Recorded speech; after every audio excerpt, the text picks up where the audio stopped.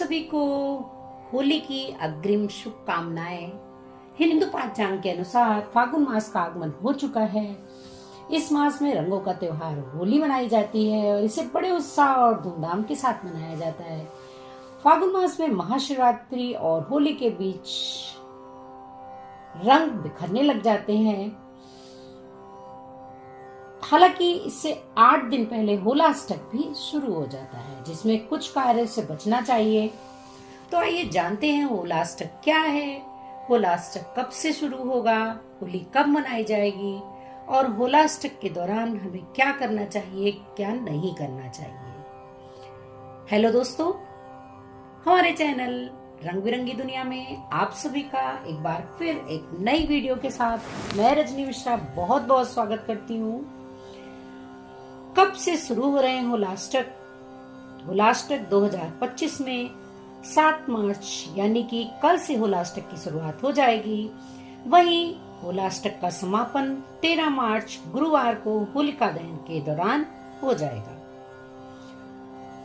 होलाष्टक के दौरान शुभ कार्य क्यों नहीं करना चाहिए, सबसे पहले ये जान लेते हैं। सनातन धार्मिक शास्त्रों के अनुसार होलाष्टक के समय सभी 8 ग्रह अशुभ माने जाते हैं। इस समय ग्रहों की स्थिति शुभ कार्यों के अनुकूल नहीं मानी जाती है। इस दौरान किए गए कार्य केवल बाधाएं उत्पन्न करते हैं, इसलिए होलाष्टक के दौरान कोई भी शुभ कार्य नहीं करना चाहिए। तो क्या करना चाहिए? होलाष्टक के दौरान विष्णु सहस्त्रनाम, हनुमान चालीसा या महामृत्युंजय का जाप बहुत ज्यादा शुभकारी होता है। होलाष्टक के दौरान जरूरतमंदों को अन्न, वस्त्र और धन का दान करने से शुभ फल मिलता है। इस दौरान पितरों की शांति के लिए तर्पण करना भी लाभकारी है। होलाष्टक के दौरान ग्रह शांति पूजा का भी जप करवा सकते हैं। तो आइए जानते हैं होलाष्टक के दौरान क्या नहीं करना चाहिए।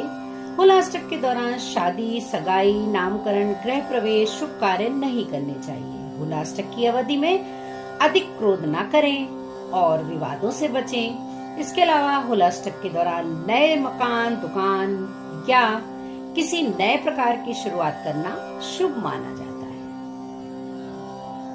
शास्त्रों के अनुसार अगर हम माने तो 8 दिन अशुभ होते हैं। इसी अवधि में भक्त प्रहलाद को उनके पिता हिरण्यकश्यप ने कई यातनाएं दी थी। इस दौरान कुछ चीजों से हमें बचना चाहिए, जैसे मांगलिक काम, शादी ब्याह, भूमि पूजन, गृह प्रवेश और नया व्यवसाय शुरू करना वर्जित है। होलाष्टक काल में नामकरण संस्कार, जनेऊ संस्कार, गृह प्रवेश, विवाह संस्कार इत्यादि शुभ संस्कार भी नहीं करने चाहिए।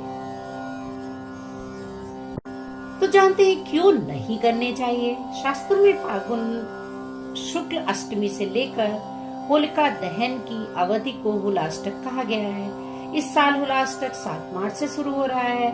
होलाष्टक पर शुभ काम बंद हो जाते हैं। देश में होली के पर्व की तैयारियां शुरू हो चुकी हैं। होलिका दहन में 8 दिन पहले होलाष्टक लग जाता है। शास्त्रों में फागुन मास की शुक्ल पक्ष की अष्टमी से लेकर होलिका दहन तक की अवधि को होलाष्टक कहते हैं। इस साल होलाष्टक 7 मार्च से शुरू हो गया है। होलाष्टक पर शुभ कार्य बंद हो जाते हैं।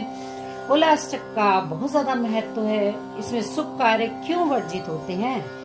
सनातन परंपरा की मान्यता के अनुसार होलाष्टक के पहले 8 दिनों यानी अष्टमी से पूर्णिमा तक विष्णु भक्त प्रहलाद को काफी यातनाएं दी गई थी।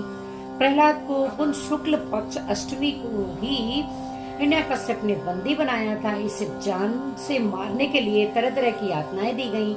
यातनाओं से भरे उन 8 दिनों को ही अशुभ मानने की परंपरा है। कहते हैं कि प्रहलाद को मिली यातनाओं के बाद से ही होलाष्टक की छलन हुई। प्रहलाद को जलाने के लिए होलिका उसे अपनी गोद में लेकर अग्नि में बैठ गई, लेकिन देव कृपा से वह स्वयं जल मरी। प्रहलाद को कुछ नहीं हुआ। तभी से भक्त पर आए इस संकट के कारण इन 8 दिनों को होलाष्टक के रूप में मनाया जाता है। इस अवधि में शुभ मांगलिक कार्य इसीलिए वर्जित होते हैं। तो आइए ये भी जान लेते हैं कि होलाष्टक का क्या महत्व है। ऐसी मान्यता है कि होली से पहले 8 दिनों में भक्त प्रहलाद को जो यातनाएं दी गई थी वे यातनाएं होलाष्टक कहलाती हैं। इस वजह से इन 8 दिनों में कोई भी मांगलिक कार्य वर्जित है। वहीं शिव पुराण के अनुसार कामदेव ने प्रेम बाण चलाकर शिव जी की तपस्या को भंग कर दिया था। इस पर महादेव ने कामदेव को भस्म कर दिया था। प्रेम के देवता कामदेव के भस्म होने पर पूरी सृष्टि में शोक और हाहाकार मच गया था। कामदेव की पत्नी रति ने अपने पति को पुनर्जीवित करने के लिए भोलेनाथ की प्रार्थना की थी। महादेव ने प्रसन्न होकर कामदेव जी को जीवन दान दिया। कामदेव फागुन मास की अष्टमी तिथि को भस्म हुए थे और पूर्णिमा तिथि को पुनर्जीवित हुए थे। इस कारण से होलाष्टक के 8 दिनों में कोई भी शुभ कार्य नहीं किया जाता है। वीडियो को विराम देने से पहले आप लोग को जानकारी दे दूं कि इसी बीच आमलकी एकादशी भी होगी। आमलकी एकादशी है 9 मार्च को सुबह 7:45 से लग रही है। वहीं तिथि का समापन 10 मार्च को होगा। ऐसे में 10 मार्च को आमलकी एकादशी मनाई जाएगी, क्योंकि हमेशा से ही हिंदू परंपरा में सूर्योदय तिथि में त्योहार मनाए जाते हैं। आमलकी एकादशी का महत्व क्या है? ऐसा माना जाता है कि ये बीमारियों को दूर करता है, दोषों को खत्म करता है और कठिनाइयों से हल देता है।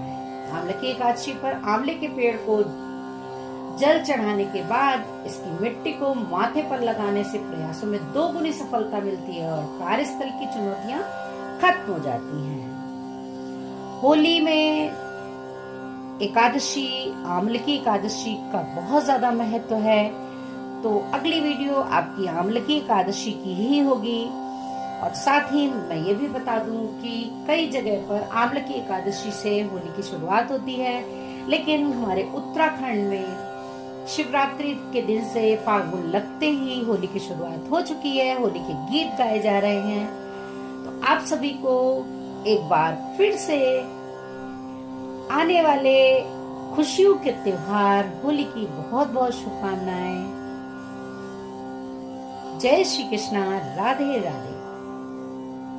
अगर आप लोग को हमारी वीडियोस थोड़ी भी पसंद आती हैं, क्योंकि इस चैनल में रंग बिरंगी दुनिया में मैं आप लोग को इंफॉर्मेटिव वीडियोस एंड मनोरंजन की वीडियोस और भी कई तरीके की वीडियो डालते रहती हूँ, तो आप जुड़े रहिएगा हमारे चैनल में। अगर फिर भी आपने अभी तक हमारे चैनल को सब्सक्राइब नहीं किया है तो सब्सक्राइब जल्दी से कर दीजिए, वो भी विद बेल आइकन, जिससे हमारी वीडियोस सबसे पहले आपको मिल जाएं और आप उसका आनंद ले सके।